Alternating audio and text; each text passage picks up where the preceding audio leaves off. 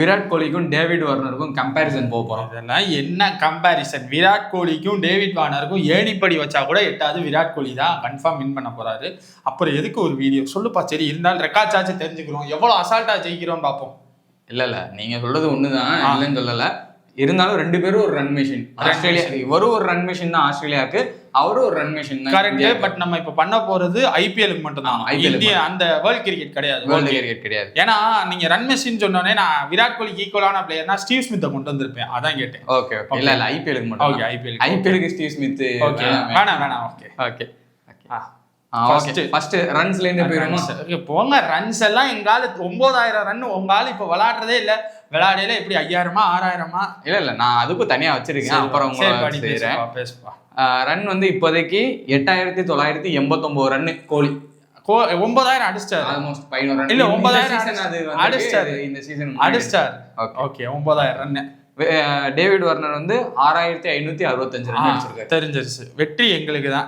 Okay அடுத்து. Okay next வந்து சராசரி. ஓகே ஒரு மேட்சுக்கு எங்கால் சராசரியா எவ்வளவு அடிப்பாரு?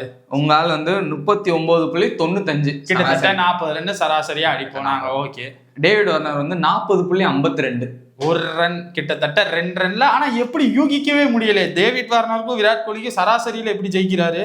டேவிட் வார்னர் வந்து மேட்ச் வந்து அது ஃபைனலா பேசுறப்போ உங்களுக்கு தெரியும் ஏன் வார்னர் அதிகம் அப்படின்றது உங்களுக்கு தெரியும். ஓகேவா? அடுத்து ஸ்ட்ரைக் ரேட் நாங்க தான் கன்ஃபார்ம். நாங்க தான் ஸ்ட்ரைக் ரேட் நீங்க தான் தள்ளினீங்க. ஸ்ட்ரைக் ரேட் வந்து விராட் கோலி வந்து 133.76. சரியா? டேவிட் வார்னர் வந்து 139.77. சரி. 6 ஸ்ட்ரைக் ரேட், 7 ஸ்ட்ரைக் ரேட் கிட்டத்தட்ட அதிகம். ஆனா 2 ஜெயிச்சிட்டேன், பரவாயில்ல. பேரு நான் கூட ஏதாச்சும் வாஷ் அவுட்னு நினைச்சேன். 2 ஓகேப்பா. செஞ்சுரிஸ் நாங்க தான் கன்ஃபார்ம். ஓகே செஞ்சுரி வந்து பார்த்தேன்னா விராட் கோலி 8 அடிச்சிருக்காரு, டேவிட் வார்னர் வந்து 4. பாதி அட்டி விழுத்துட்டோம். பேசாம இரு. Half century Virat Kohli 66, David Warner வந்து 62. பரவாயில்லையாப்பா, கிட்டத்தட்ட ஒரு பரவாயில்லையே. யூகிக்கு நல்ல வாங்க சூப்பர். சரிப்பா. ஆரஞ்சு கேப் நாங்க தான் இல்ல. நாங்க தான் இல்ல. அதான் நாங்க தான் இல்ல. ஆரஞ்சு கேப் வந்து விராட் கோலி ஒரு டைம் எடுத்திருக்காரு, டேவிட் வார்னர் 3 டைம் எடுத்திருக்காரு. சரி okay. Next captainship.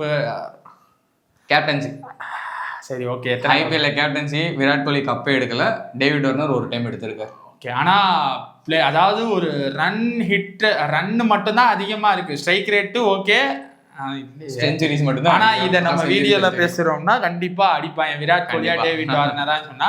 But analysis படி பார்த்தா டேவிட் வார்னர் கோலியை விட ஒரு படி ஓரளவுக்கு மேல.